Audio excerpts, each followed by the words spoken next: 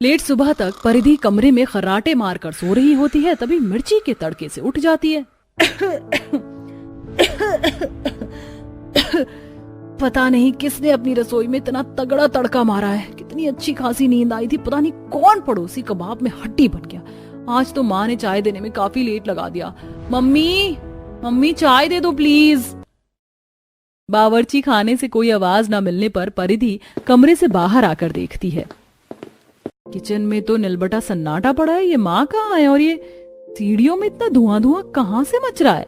छत पर आकर परिधि देखती है कि केतकी कड़ी धूप में चूल्हे पर खाना बनाने में भिड़ी थी। हे भगवान, ये सूरज भगवान तो मुंह खोलकर ज्वालामुखी का लावा उगल रहे हैं। छत कितनी तगड़ी तरह से जल रही है। माँ, तुम इतनी तीखी मिर्ची जैसे धूप में चूल्हे पर खाना क्यों बना रही हो? अरे गैस पर सब्जी चौक रही थी, मगर एकदम से सिलेंडर खत्म हो गया, इसीलिए छत पर चूल्हा डालकर बना रही हूँ, वरना खराब हो जाती। आटा भी गुथा पड़ा है, तू रोटी बेल दे, मैं फटाफट से फुलके सेक देती हूँ। छत पर कड़ी धूप छाई देखकर परिधि के पसीने छूट जाते हैं। मम्मी, इतनी कड़ी धूप में छत पर खाना बनाकर मुझे अपना कचूम्बर नहीं निकालना। मुझे तो गैस पर खाना बनाना आरामदायक लगता है। धूप देखकर परिधि छत से रफू चक्कर हो जाती है और वहीं केतकी गर्मी में रोटी बेलते हुए बड़बड़ाती है। कैसी छुई मुई लड़की पैदा की है मैंने। धूप से तो जैसे इसको एलर्जी है। पता नहीं कल को छत पर धूप में खाना बनाकर खिलाने वाला ससुराल मिल जाएगा तो कैसे गुजारा करेगी। परिधि को गर्मी का मौसम बिल्कुल भी पसंद नहीं था, खास तौर पर तपती कड़ी धूप से उसका 36 का आंकड़ा था। क्या होगा जब परिधि का ऐसे ससुराल से पाला पड़ेगा जहां उसे कड़ी धूप में छत पर खाना पीना बनाकर खिलाना पड़ेगा। थोड़े ही दिनों में रिश्ता पक्का होता और परिधि बनवारी प्रसाद उर्फ बनियों के खानदान की बहू बनकर आती है। शेफाली बहू, कहाँ रह गई? चावल का कलश भर रही है या पान पर चूना लगा रही है? जल्दी कर। अरे आ रही हूँ सासू माँ। ये भगवान, ये सासू माँ को बिना सब्र नहीं है जरा सी। देर नहीं होती कि दाना पानी लेकर चढ़ जाती है। चिक चिक करते हुए शेफाली चावल से भरा कलश लाकर दरवाजे पर रखती है। परिधि बहू, चावल को इस कपड़े पर गिराना, एक भी दाना व्यर्थ नहीं होना चाहिए। जी माँ जी। परिधि कलश गिराकर ससुराल में कदम रखती है और बड़ों के पैर छूती है। तभी दादी सास पीठ थपथपाकर, खूब खुश रहो पोता बहू, जुग जुग जियो। हाय राम, पता नहीं दादी माँ कौन सी चक्की का आटा खाती हैं। खली जितना भारी हाथ है, तगड़ी खुराक खाती होंगी। ओहो, आज तो गर्मी ने कुछ ज्यादा ही गदर मचा रखा है। आहा, अरे ऊपर से शादी का खाना इतना फर्स्ट क्लास बना था कि मैंने तो दम भर कर खा लिया। पेट भारी हो रहा है। मैं तो चला सोने। थकान के चलते सब लोग आराम करने चले जाते हैं। इसी तरह अगला दिन चालू होता है। नहा धोकर बहू किचन में आती है। अब जाकर ये हल्की साड़ी पहनकर थोड़ा अच्छा लग रहा है, वरना उस भारी भरकम शादी के जोड़े में मेरा तो भरता निकल गया था। आज तो पहली रसोई है, सबको कुछ अच्छा सा बनाकर खिलाती हूँ। सबसे पहले फटाफट से पूरी के लिए आटा लगा लेती हूँ। सेट हो जाएगा तो फूली फूली पूरी बनेगी। परिधि स्लैब के चारों तरफ देखती है, लेकिन ना तो राशन होता है न गैस चूल्हा। किचन के सारे दराज छान मार के देख लिया, आटा चावल दाल कुछ भी नहीं है, गैस चूल्हा भी नहीं है। तभी तनु किंजल किचन में आती हैं। भाभी, ये तो बस नाम की रसोई है, खाना यहाँ नहीं बनता है, आप आइए हमारे साथ। परिधि दोनों नंद के पीछे पीछे छत पर आती है, जहाँ चिलचिलाती कड़ी धूप में मिट्टी का चूल्हा डला था और खाना बनाने की सामग्री वहीं थी। आओ बहू, तुम्हारी जेठानी ने चूल्हा लीप दिया है, अब तुम बहू भात की रस्म कर लो। पर सासू माँ, यहाँ तो कितनी कड़ी धूप हो रही है, मैं नीचे किचन में गैस चूल्हे पर बना लूंगी खाना। पोता बहू, हमें गैस पर पका खाने का स्वाद नहीं पसंद, हमें चूल्हे का खाना खाते हैं, चाहे सर्दी हो या गर्मी। अब बढ़िया पूरी कचौड़ी दम आलू और छेने की मिठाई बना। जी दादी जी। सबके नीचे जाते ही बहू किलस के जोर से कढ़ाई पटक देती है। तभी सास की आवाज आती है, अरे बहू, ये धड़ाम से क्या गिराया? वो माँ जी, कढ़ाई फिसल गई हाथ से। ये भगवान, इतनी कड़क धूप में खाना बनाने में आज तो हालत खराब होने वाली है।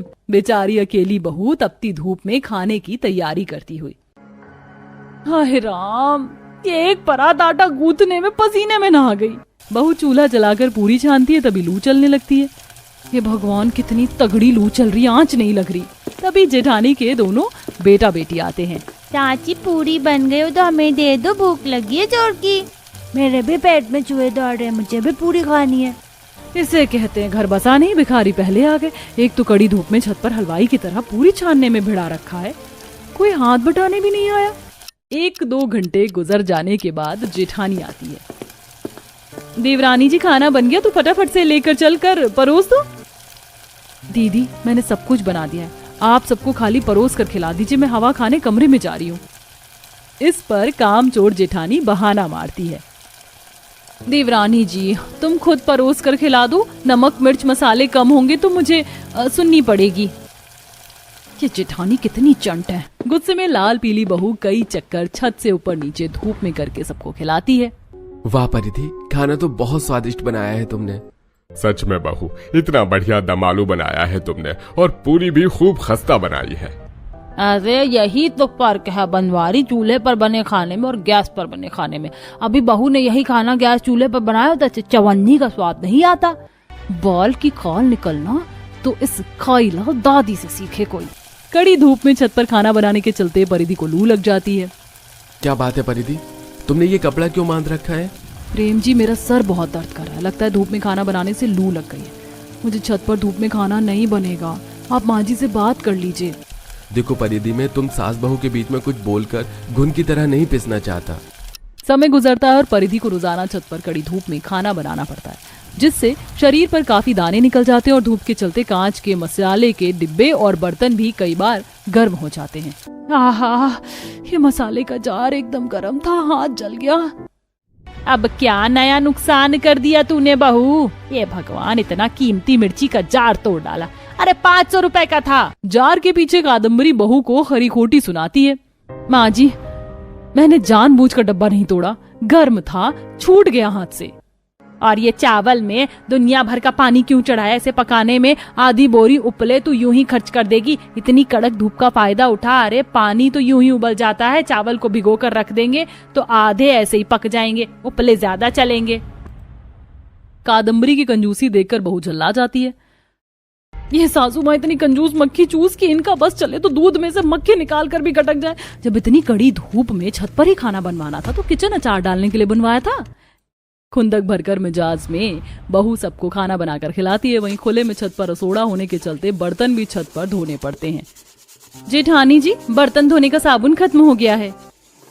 परिधि तुम एक साबुन की टिकिया 2 दिन में ही निपटा देती हो। एक साबुन 1 हफ्ते चलाओ और ये कालिक वाले बर्तन तो चूल्हे की राख से मांजते, हीरे के जैसे चमक जाते हैं। ये भगवान, कंजूसी की भी हद होती है। बौखला कर बहू राख से बर्तन धोती है। तभी धूप में छत पर कपड़े उठाने आई सुषमा कहती है, अरे बहू तू अपने ससुराल के सदस्यों की कितनी सेवा पानी करती हो। तेरी सास सिलेंडर ब्लैक में बेच डालती है। इनकी कंजूसी के आगे तो बनिया भी शर्मा जाए। पड़ोसन सुषमा आग में घी डालकर चली जाती है। अगले दिन परिधि गुस्से में खाना नहीं बनाती। भाभी सुबह के 9 बज गए, आपने नाश्ता नहीं बनाया अभी तक? वही तो मैं भी सोच रही हूँ बहू, तू अभी तक नीचे दही की तरह क्यों जमी पड़ी है? जाकर छत पर नाश्ता पानी बनाने की तैयारी कर। माँ जी अब मैं कड़ी धूप में छत पर खाना नहीं बनाने वाली। अगर आप लोगों को खाना खाना है तो अब मैं किचन में गैस चूल्हे पर खाना बनाऊंगी, वरना होटल से मंगा कर खा लीजिए। अब आप सोचिए, आपको सिलेंडर बेचकर पैसे बचाने हैं या फिर होटल से खरीद कर खाना मंगाकर पैसे फूकने हैं। बहू का टेढ़ापन देखकर आखिर में कादम्बरी को कंजूसी छोड़कर शर्त माननी पड़ती है, जिससे अब बहू ठंडक भरी रसोई में आरामदायक तरह से खाना बनाती है। एक ही जगह 10 बार हल मार दिया, लेकिन ये जमीन कितनी सख्त हो चुकी है। मेरी तो खुद हालत खराब हो गई है। हल चलाते चलाते आधे से ज्यादा जमीन सूखकर बंजर हो गई है। ये क्या, आधी से ज्यादा सब्जियां तो उगी ही नहीं, और जो थोड़ी बहुत सब्जियां उगी हैं उसमें से भी आधी से ज्यादा गर्मी की वजह से गल चुकी हैं। अब इन थोड़ी बची सब्जियों में क्या ही गुजारा होगा हमारा। इन्हें खाएंगे या बेचेंगे? बेचकर में कितने ही पैसे कमा लेंगे, 1000 रुपए भी मुश्किल से ही कमा पाएंगे हम। ये सब सिर्फ इस गर्मी की वजह से हो रहा है। पहले तो आधी से ज्यादा जमीन सूख गई और बची जमीन पर जो खेती होती है वो भी खराब निकलती है। कड़ी धूप में खेती करने गई 5 बहुएं उदास होकर वापस घर आ जाती हैं और मंडी से महंगी सब्जियां लाकर उन्हें पकाती हैं। इन सब्जियों की खेती तो तुम 5 करती नहीं हो, लगता है इस बार भी तुमने सब्जियां बाहर से ही खरीदी हैं। तो आप ही बताइए अब क्या करें। हमारी आधी से ज्यादा जमीन सूख गई है और जो बची है उस पर ठीक से खेती नहीं होती। आधी से ज्यादा सब्जियां गर्मी के चलते खराब हो जाती हैं। छोटी मोटी जरूरतें पूरी हो सके, घर में 4 पैसे आ सके, इसीलिए हमने अपनी जमीन पर खेती शुरू की थी। लेकिन मुझे नहीं लगता कि हम इस काम में कामयाब रहेंगे। बच्चे भी धीरे धीरे बड़े हो रहे हैं, उनकी भी जरूरतें बढ़ रही हैं। हर दिन उनके स्कूल में अलग अलग चीजें करवाई जाती हैं, जिसके लिए वो लोग हमसे पैसे मांगते हैं। इन सब का कारण हम सबका कम पढ़ा लिखा होना है। अगर हम लोग भी ज्यादा पढ़े लिखे होते ना तो आज अच्छी नौकरी कर रहे होते और हमें इस तरह गरीबी परेशानी से सफर नहीं करना पड़ता। ठीक से खेती न होने के कारण पांचों बहुएं काफी परेशान रहती थी। साथ ही उनके पतियों की कमाई भी अच्छी नहीं थी कि जिससे आराम से घर का गुजारा और बच्चों की पढ़ाई का खर्चा चल सके। अब ये एक और परेशानी होनी रह गई थी। सारा कुंड तो खाली हो गया है। अब वापस नदी से ढेर सारा पानी लाकर इसमें भरना पड़ेगा। इसे भरने में ही पूरा दिन तो यूं ही निकल जाएगा। क्या ही खेती करेंगे। गांव में कई लोगों ने अपने खेतों में पानी की मोटर लगा दी है, जिससे उन्हें पानी के लिए नदियों के पास जाना नहीं पड़ता। और एक हम हैं जो एक बाल्टी पानी के लिए इतनी दूर नदी के पास जाते हैं। खेती करनी है तो मेहनत भी तो करनी ही पड़ेगी ना। पांचों बहुएं बाल्टी डब्बे उठा लेती हैं और दूर नदी से पानी भर भर कर अपने खेत के पास बने उस मिट्टी के कुंड को पानी से भरने लगती हैं, जिसके इस्तेमाल से वो खेती कर सके। मिट्टी का कुंड भरते भरते कब सुबह से शाम होने को आ जाती है, पांचों को पता ही नहीं चलता। गर्मी से उन सब की हालत काफी खराब हो गई थी। इस कुंड में इतना पानी नहीं है जितना हमारे शरीर से पसीना निकल गया। अब बस मेरे शरीर में तो बिल्कुल भी ताकत नहीं बची है। गर्मी की वजह से तो मेरे शरीर से आग निकल रही है। मैं तो चली नदी किनारे नहाने, तुम लोग भी आ जाओ। पांचों बहुएं डिब्बे बाल्टी वहीं रखकर सीधा अब नदी में उतर जाती हैं और उस ठंडे पानी से नहाने लगती हैं कि तभी प्रणाली की नजर नदी के किनारे पानी के अंदर उगे कुछ फूलों पर जाती है। अगर मैं गलत नहीं हूँ तो ये जलकुंभी है ना। इस तरफ तो ढेर सारे कमल भी हैं। इन फूलों का सही है, बिना मेहनत करे आराम से पानी के अंदर उग जाते हैं। काश सब्जी भी ऐसी ही होती जिसे पानी के अंदर आराम से उगा सकते। लगता है गर्मी तुम्हारे सर पर चढ़ गई है। भला पानी के अंदर भी सब्जियों की खेती हो सकती है क्या? और नहीं तो क्या। चलो अब घर चलते हैं, जाकर खाना भी तो बनाना है। बच्चे भी स्कूल से आ गए होंगे। नदी में नहाने के बाद पांचों बहुएं अब जल्दी से घर जाती हैं। अपनी माओ को आता देख तीनों बच्चे हाथों में प्लास्टिक का कंटेनर लिए उनके पास जाते हैं। इस कंटेनर के अंदर ढेर सारा पानी और उसके अंदर उगी हुई कमल ककड़ी और जल पालक होती है, जिसे देख। अरे बच्चों, ये तो कमल ककड़ी और जल पालक है ना। ये तुम लोग कहाँ से लेकर आए? आपको याद है 3 महीने पहले हमारे स्कूल के बाहर से कुछ लोग आए थे। उन्होंने ही हमसे कंटेनर के अंदर कमल ककड़ी और जल पालक उगवाई थी। और देखिए, सिर्फ 3 महीने के अंदर ही ये दोनों सब्जियां कितनी अच्छी तरह से उग चुकी हैं। इन्हें तो हम बनाकर खा भी सकते हैं। लेकिन बेटा, 3 महीने में ये सब्जी इतनी अच्छी तरह से कैसे उगी? क्योंकि ये दोनों सब्जी पानी के अंदर उगाई जाती हैं। उन्होंने कहा था कि पानी के अंदर ढेर सारे पोषक तत्व होते हैं जो सब्जियों को तेजी से उगने में मदद करते हैं। पानी में उगने वाली सब्जियां जमीन पर उगने वाली सब्जियों से ज्यादा पोषक भरी होती हैं। अपने बच्चों की बातें सुनकर पांचों बहुएं हैरान रह जाती हैं और जल्दी से खाना बनाने की तैयारी में लग जाती हैं और रात में खाना खाने के बाद आंगन में बैठ इस बारे में बात कर रही होती हैं। हमसे ज्यादा समझदार तो हमारे बच्चे हैं। यहाँ हमसे ठीक से टमाटर नहीं उगते और उन्होंने 2 सब्जियां उगा भी थी, वो भी पानी के अंदर, ऊपर से इतने कम समय में। मुझे तो वो दोपहर वाली फूलों की बात याद आ रही है। काश हम भी आसानी से पानी के अंदर सब्जियां उगा पाते, वो कितना सही रहता। जल्दी ही उगती भी है और पोषक तत्वों से भरी भी होती हैं, लेकिन ऐसा मुमकिन नहीं है। क्यों नहीं है? हमारे बच्चों की बात याद नहीं? उन्होंने भी तो वो सब्जियां पानी के अंदर ही उगाई थी। मेरे ख्याल से हम लोगों को एक बार कोशिश करनी चाहिए।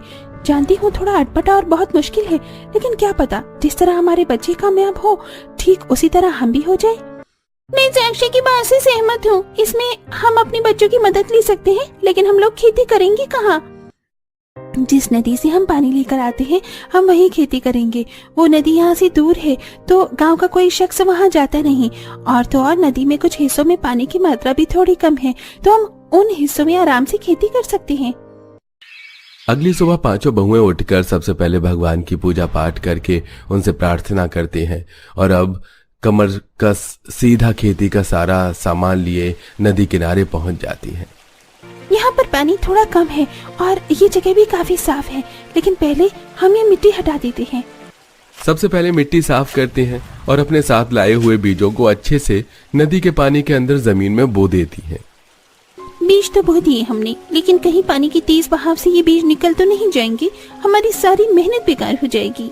ये होना बहुत कम है क्योंकि इस तरफ पानी का बहाव भी काफी कम है। और अब देखते हैं कि कब तक हमारी मेहनत रंग लाती है।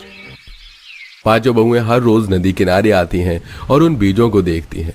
2 से 3 हफ्ते के अंदर उन बीजों के अंदर से हल्के हल्के पौधे निकलने लगते हैं, जिसे देख इनके अंदर से तो पौधे भी निकलना शुरू हो गए हैं। इसका मतलब हमारी नदी में की गई खेती कामयाब होने वाली है। मुझसे तो इंतजार ही नहीं हो रहा है कि कब ये सब सब्जियां अच्छे से उगेंगी। कुछ ही हफ्तों बाद अब नदी के अंदर पांचों जुगाड़ू बहू की मेहनत रंग लाती है और धीरे धीरे सब्जियां उगनी शुरू हो जाती हैं। ये टमाटर कितने ज्यादा लाल और पके हुए हैं, वरना पहले जब ये जमीन पर खेती करते थे तो कैसे टमाटर गले हुए होते थे। और तो और ये सारी सब्जियां भी कितनी ताजी लग रही हैं। अब बस थोड़े दिन और फिर हम इन सब्जियों को बेचना शुरू करेंगे। कुछ दिनों में अब बहुएं सब्जियों को निकालती हैं और उन्हें टोकरियों में भरने लगती हैं। हम लोग नदियों से सब्जी निकालकर और दूसरी सब्जियों के बीज बो रही हैं। तुम लोग जब तक इन सब्जियों को बाजार में बेच आओ। मुझे तो लग रहा है कि आज हमारी काफी ज्यादा बिक्री होने वाली है। जहां एक तरफ अनीता, साक्षी और तारा नदियों के अंदर उगी हुई सब्जियों को निकालकर बाहर टोकरियों में इकट्ठा करती हैं, तो वहीं दूसरी तरफ प्रणाली और शीला नदियों में उगी हुई सब्जियों को ले जाकर अब बाजार में बेचती हैं। ये बैंगन और टमाटर तो काफी ज्यादा ताजे लग रहे हैं। कहीं ये केमिकल वाली सब्जियां तो नहीं? अरे नहीं बहन जी, ये ताजी सब्जियां हैं, लेकर जाइए। अगर थोड़ी सी भी कमी निकली तो पैसे वापस ले जाइएगा।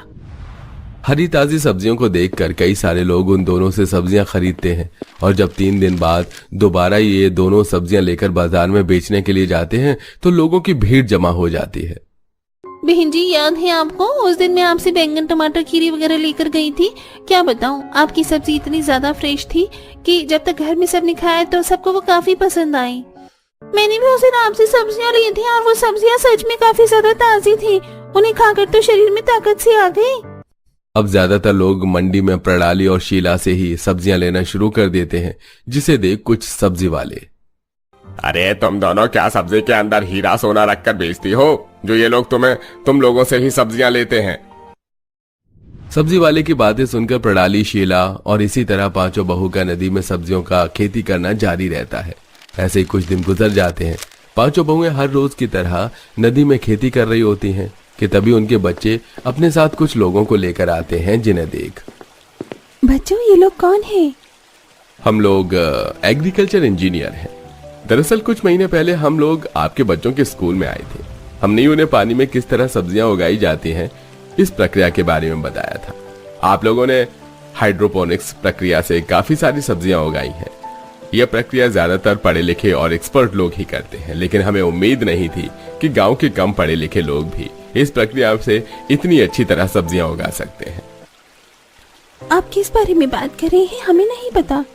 आप जिस तरीके से सब्जियां उगा रही हैं पानी के अंदर, इस प्रक्रिया को हाइड्रोपोनिक्स कहते हैं और हमारे देश में कुछ लोग ही इसका इस्तेमाल करते हैं। बहुतों को इस बारे में नहीं पता। आजकल गर्मी के चलते कई सारी जमीन सूख रही है और बंजर बनती जा रही है, जिसके चलते लोगों का खेती करना काफी मुश्किल हो रहा है। लेकिन हाइड्रोपोनिक्स तरीके से हम लोग बिना जमीन के भी पानी के अंदर खेती कर सकते हैं और इससे सब्जियां और ज्यादा न्यूट्रिशन से भरी होती हैं। एग्रीकल्चर इंजीनियर की बात सुन पांचों बहुएं काफी ज्यादा खुश होती हैं और जल्द ही इन्हें इस काम के लिए सरकार की तरफ से छोटा इनाम भी दिया जाता है। और अब साथ ही साथ पांचों बहुएं अपने गांव के लोगों और आसपास के गांव के लोगों को भी इस हाइड्रोपोनिक्स तरीके से नदी के अंदर खेती करने के बारे में बताती हैं, जिससे अब जिन लोगों के पास जमीन नहीं थी वो भी पानी के अंदर आराम से खेती कर सकते थे। साथ ही इससे कई लोगों को रोजगार भी मिलता है।